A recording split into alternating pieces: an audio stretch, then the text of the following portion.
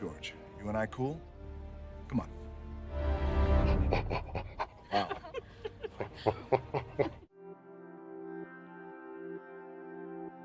Selamat malam pramal semua. Coba absen dulu sini. Nah, hari ini kita ada film yang masih nggak jauh-jauh dari primata lagi nih.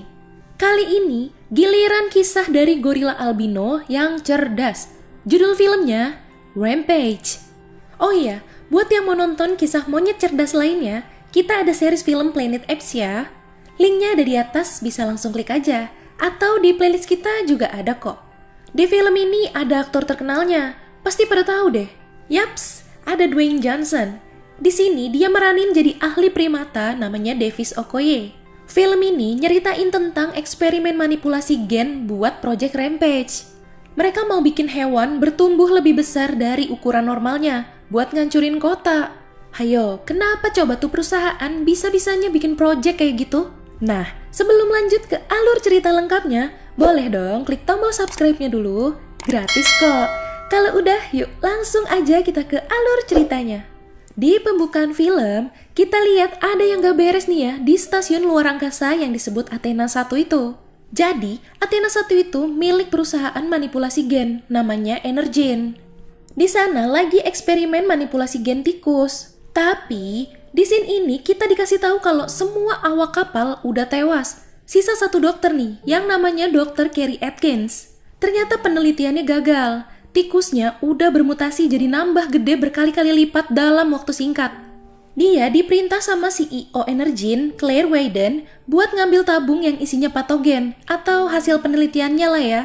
Baru sempat ngambil 3 tabung, itu tikus gedenya muncul.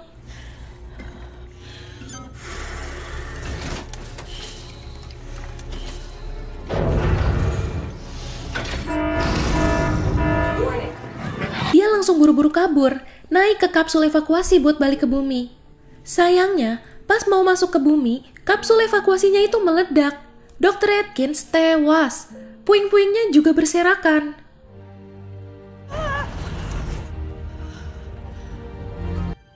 Di scene lain, Davis, si ahli primata sekaligus mantan tentara pasukan khusus, lagi nelusurin hutan bareng unit anti perburuan nih. Akhirnya mereka sampai di tempat primatanya, Suaka Marga Satwa San Diego. Kata Davis, ada satu gorila baru, namanya Pevo. Jadi harus hati-hati. Lagi nyoba nenangin Pevo, tiba-tiba dari sudut lain datang gorila albino.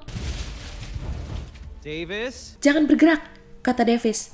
Bahaya. Tapi si Connor ketakutan. Dia mundur-mundur terus lari. Dikejar dia tuh sama si Pevo. Hampir aja mau dibogem sama Pevo, si gorila albino ini datang nyingkirin si Pevo. Gorila albinonya dinamain George. Dia bisa bahasa isyarat ternyata. Dikira marah, ternyata tadi tuh si George cuma bercanda nakut-nakutin si Connor. Very funny. It's very funny. Aduh, selera humornya leh uga ya. Davis ngasih tahu George kalau si Pevo itu keluarganya dibunuh sama pemburu. Jadi tolonglah terima dia di situ. Come on. Bukannya tosan, dia malah ngacungin jari tengah sambil ketawa. Dipakyuin lo itu si Davis. Salah didikan ini gorila. Malam hari itu, tabung-tabung patogennya baru sampai nih ke bumi. Satu tabung jatuh di habitatnya George. Kebetulan George yang kena. Satu tabung ketelan sama buaya Amerika di daerah Everglades. Satu lagi jatuh di hutan Wyoming, tempatnya serigala.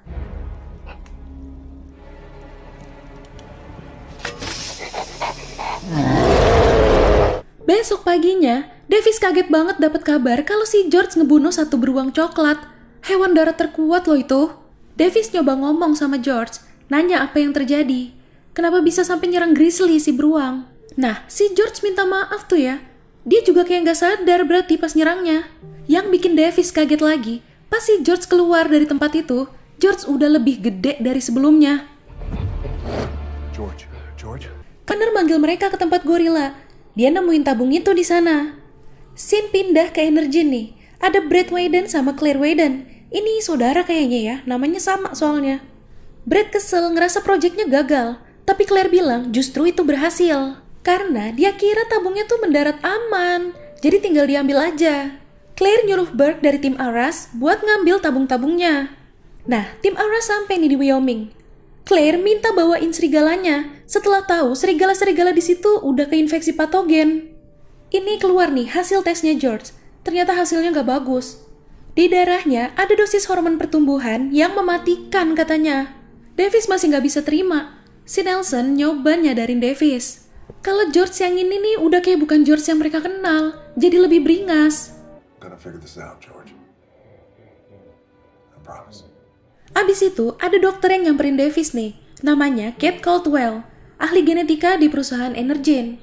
Udah dia jelasin nih apa yang terjadi sama George. Dia bilang cuma dia yang bisa nyembuhin George. Tiba-tiba, I am the only one who can cure him.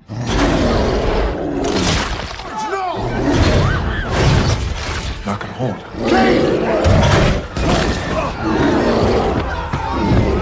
George ngamuk. Dia ngancurin kandang itu. Kuat banget ya. Mana sekarang tingginya udah 3 meter lebih lagi. Polisi udah hampir nembakin dia. Tapi ditahan sama Davis. It's okay. Stand down. Datang juga nih agen DHS, badan pemerintah lain. Terus nembak bius si George.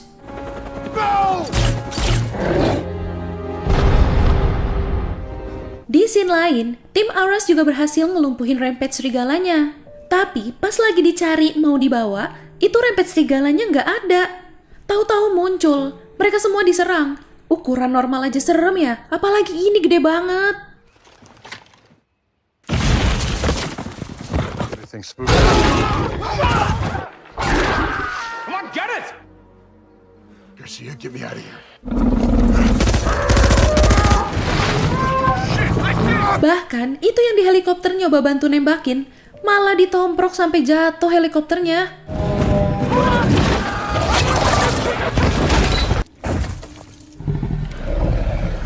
Davis sama Caldwell dibawa ke markas DHS.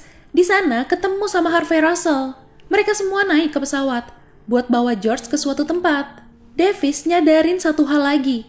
Luka-lukanya si George tadi tuh pada hilang, sembuh sendiri secepat itu. Si Russell ini juga ngasih tahu kalau ada serigala yang bermutasi kayak George. Serigala ini dinamain Ralph. Dia juga nyeplosin kalau si Caldwell ini sebenarnya udah dipecat dari Energen. Ya, si Davis jadi kesel lah ya karena ngerasa dibohongin kan. Ini tuh si Brad ngasih laporan ke Claire tentang George. Gak cuma itu, dia juga ngasih tahu kalau di situ ada Caldwell mantan pegawai mereka juga. Brad kelihatan ketakutan. Buat ngeyakinin Brad, Claire ngajak Brad ke atap gedung. Sambil jalan, dia juga bilang mereka tuh punya R19, semacam anti serum buat penenang rampage-rampage-nya. Buat mancing semua rampage ke gedung itu, dia nyalain sinyal gelombang radio frekuensi rendah. Nanti kan pasti polisi nyoba ngebunuh rampage-rampage-nya ya. Nah, baru tuh mereka ngambil DNA dari masing-masing rampage itu, terus dijual mahal deh. Bener tuh, Ralph sama George mulai keganggu sama gelombang radio itu.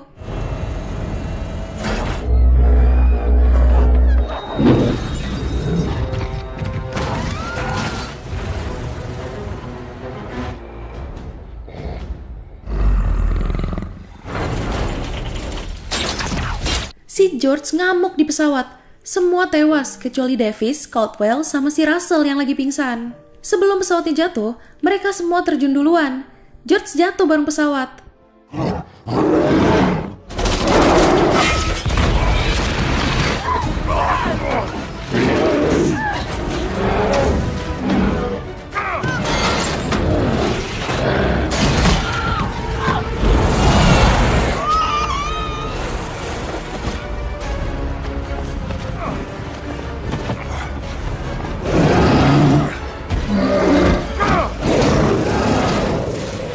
Dikira mati kan ya, tapi pas dicari-cari tuh nggak ada.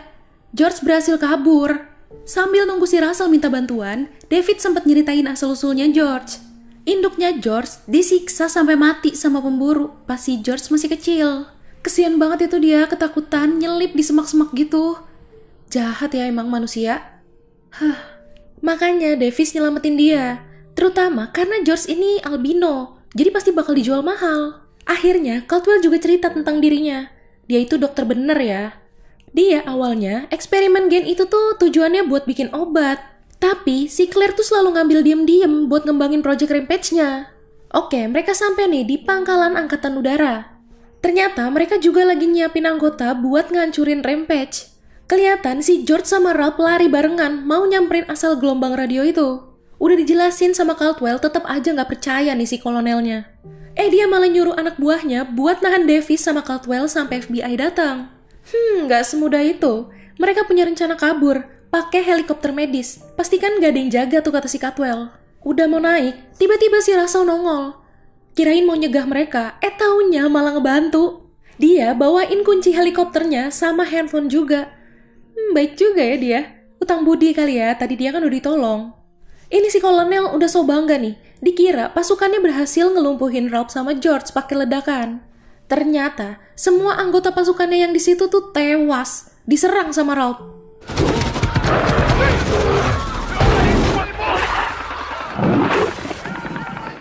Captain. Pas banget mereka sampai Chicago, itu duo Ralph sama George lagi ngancurin kota.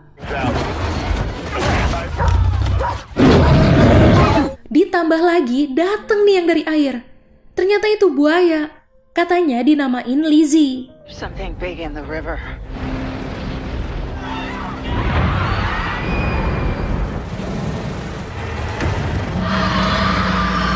Buayanya mutan, jadi ada culanya. Buaya bercula, waduh. Persenjataan tempur juga udah gak mempan sama ketiga rampage itu. Saking udah bingungnya, si kolonel mutusin buat ngirim pengebom ke sana. Sementara Davis sama Caldwell nyusup ke lab Energen buat ngambil anti serumnya. Tapi ketahuan sama Claire dari CCTV. Caldwell terpaksa nyerahin lagi ke Claire. Si Davis juga ditembak. Jadi sekarang Caldwell yang disandra sama mereka.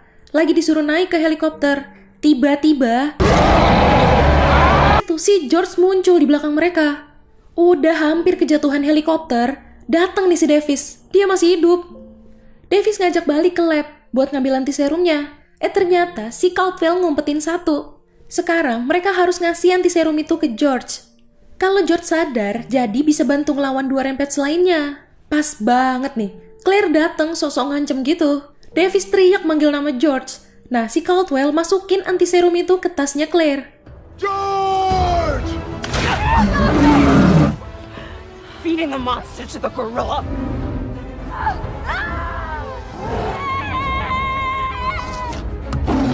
George yang lagi ngamuk langsung ngambil terus makan si Claire hidup-hidup. Berarti secara nggak langsung dia juga nelen anti serumnya kan? Di scene lain, Russell nemuin Brad. Emang dasarnya on ya si Brad ini. Jalan itu dia keluar gedung. Brak! Ketiban guys. Nah ini gedungnya udah mau roboh. Davis sama Caldwell nyelamatin diri naik ke helikopter buntung. Ya biar seenggaknya badan mereka lebih aman kan di dalam situ.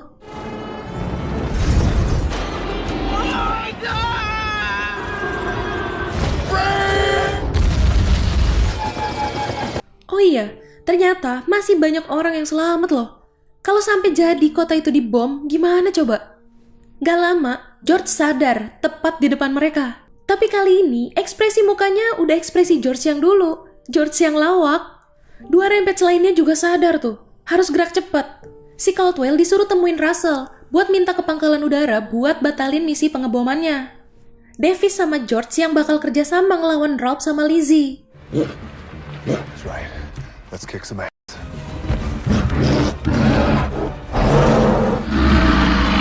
Oh, shit!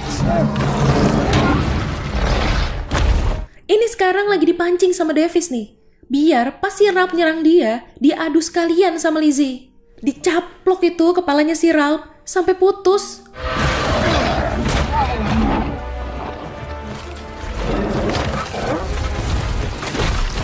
George sudah lemas, hampir kalah. Terus si Davis ngelemparin granat ke Lizzie.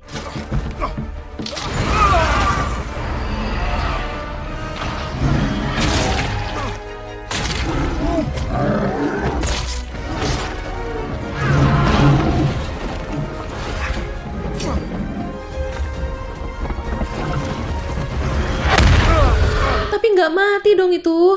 Sabetan ekornya ditahan sama George. George kebawa, kelempar, terus nancep pas ke besi gitu. George usaha buat ngelepasin besinya.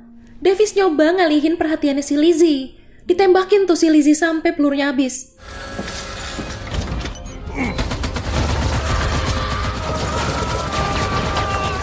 Davis kabur, berlindung ke reruntuhan bangunan gitu. Untung nggak muat tuh si Lizzie jadi ketahan.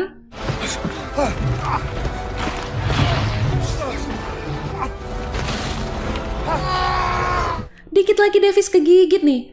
Tapi George dari belakang lompat terus nusukin besi itu ke mata Lizzie. Ditusuk sampai nembus ke otak tuh. Tewas deh tuh si Lizzie. Nah, pas banget si kolonel ngeliat George berhasil ngalahin Lizzie. Akhirnya dia batalin misi pengebomannya. Di akhir scene, kita lihat George sudah lemes banget. Dia nyender aja itu, udah kayak gorengan baru diangkat. Nggak kuat. Akhirnya dia nutup mata. Davis kelihatan kehilangan banget. Save the city. Yeah, you saved me.